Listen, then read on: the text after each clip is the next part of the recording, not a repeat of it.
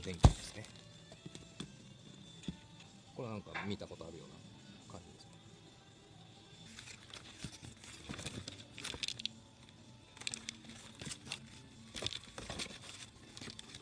ああ、これがキーに当たるやつですね。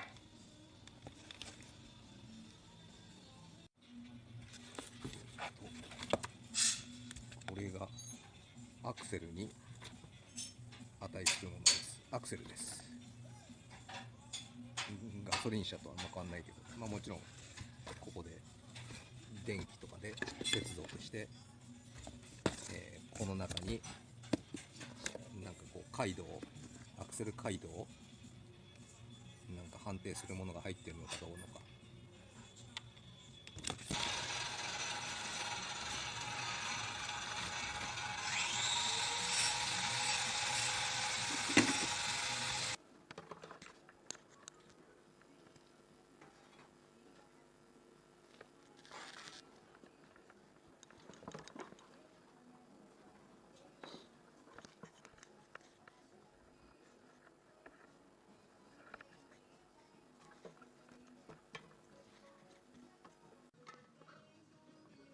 シャーシーへのモーターのセットアップは終わりました。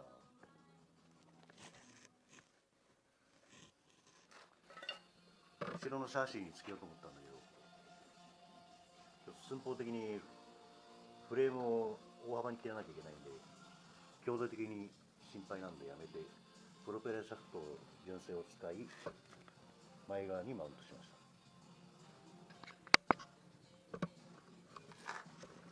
フロント側はマウント自体は軽自動車のエンジンマウントとブラケットを作って、でリア側は GTR のニスモのマウントで、ちょっと振動伝わるけど問題はないと思う。モーターにそんなに振動がないんで、トルクロッドはジムニーのラテラルロッドで作りました。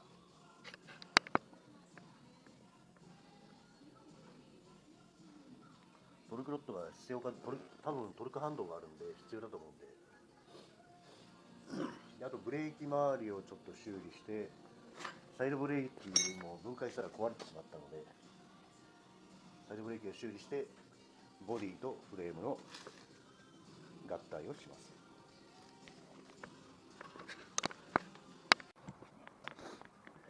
ベンツ電気自動車の続きです。搭載位置がないのでプロペラシャフトを使ってモーターはフロントの本来ミッションが乗ってた位置にマウントしました。でインバーターもつけました。この上にバッテリーとか充電器がつくんだけど、ボディを乗せなきゃいけないので、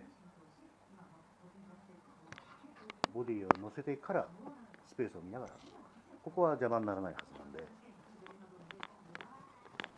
今問題になっているのはこのブレーキは全然油圧がかからないので、これマスターシリンダーなんですけど、マスターシリンダーだとこのパイプからも油が漏れてるんで、何かのここにつくんですけど、日本車のマスターシリンダーをつけようと思ってます。これペダルこのままフレームに固定して、この位置のままボディを乗せるような構造になってるんで、この状況でブレーキ周りを完成させないといけないんですね。それを何の部品に使うか、ここに候補がありますけど、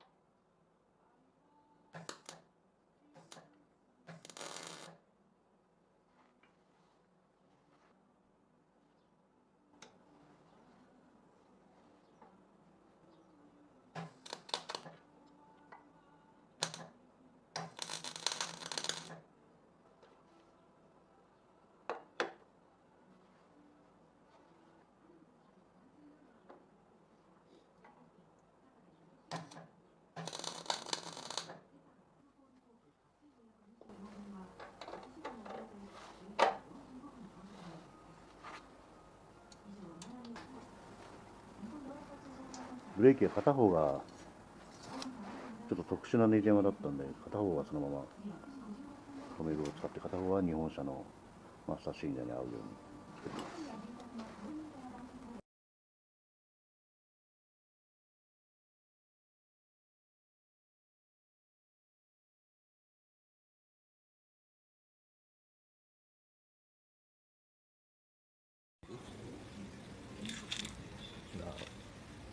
インバーターがつきました。配線はまだですね。これもちろんオリジナルのステー作って、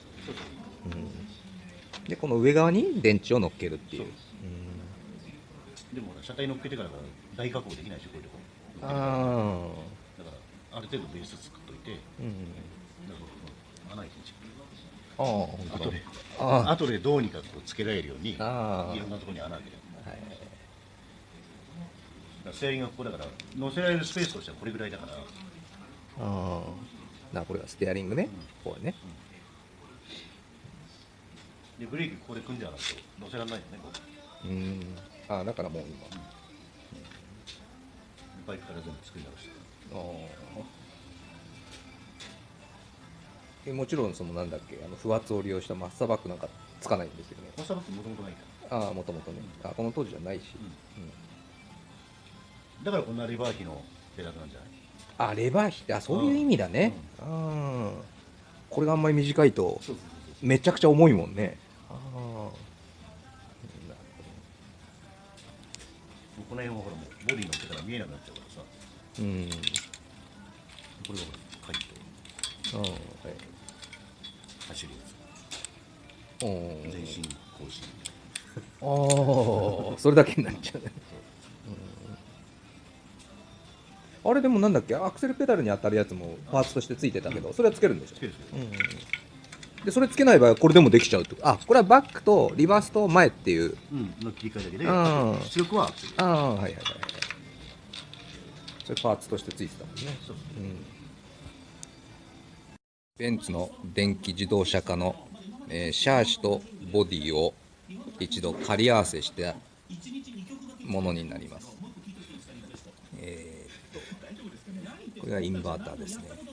でモーター、計算してある程度作ったんですけども、ほぼ隙間がぴったりぐらいに収まりました。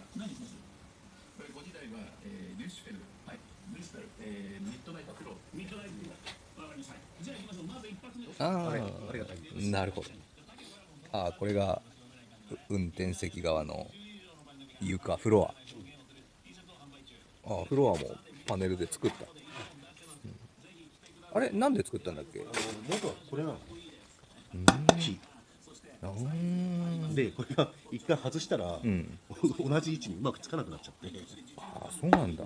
でこっちなんかもっと広くて、これもラッキーだったんだけど、取れねえからしょうがねえからもう燃やしちゃって、木に板金してんだ。これを元手に板で作り直して、あれは複合板でよくプラスチック挟んである。なるほどね。加工しやすくてそれなりに強度あるから。で鉄板何ミリよりは軽いってことです。複合材だからね。でもこれがこう見えるけど、このペダルをまず固定しなきゃいけないのと、この板とこの板別だから、これを固定して、このペダルのね、形がいまいちこう動くから、ブレーキペダルの表情おかしい。そうすると本当だ。ブレーキこれぐらいこれぐらいな感じかな。乗れるのはこれマニュアルだったから、ブレーキペダルが右側に寄ってるんだけど、クラッチがあったからね。でも高さ的な位置的にこんなもんでしょ。アクセルの方が低いとしても角度的にはこれぐらいが普通でしょ。これをどうにかしたらいけないのね。そんなベストマッチングなドライビングポジションにはできないけど、これぐらいが最低限必要でしょ。これもともとはこんな位置なんだ、ブレーキが。そう、ブレーキがね、変な形してくるね。こういう感じだよね。全然だから本当ストロークが違うもんね、今の車とね。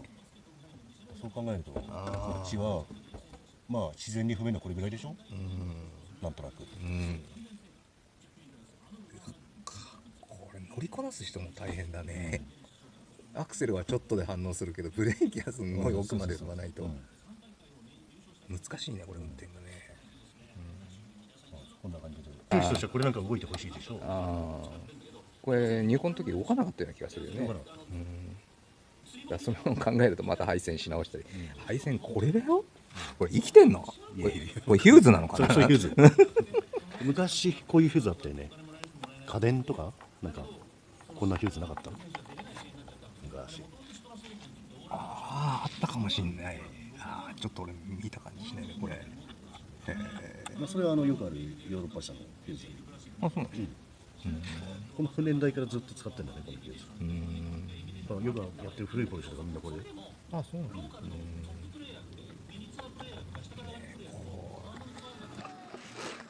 だいたい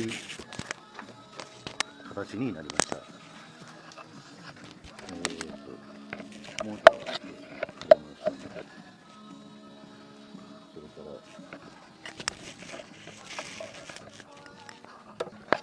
これがチャージャー、充電器ですね。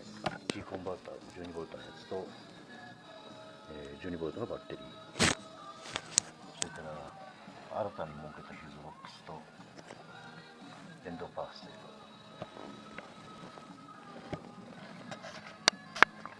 エンドパース用のパルスジェネレーター。エンジンの回転がないとパースが動かないんで、そのためのものです。でラジエーターがついてますけど、これは使うわけじゃなくてグリルを固定するのにラジエーターがあった方が便利なので、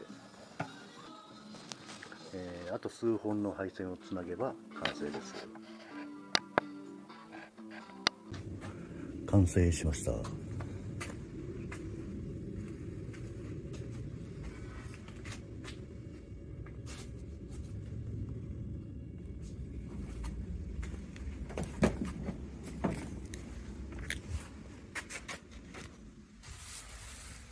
まだ細かいところはつけてませんけど、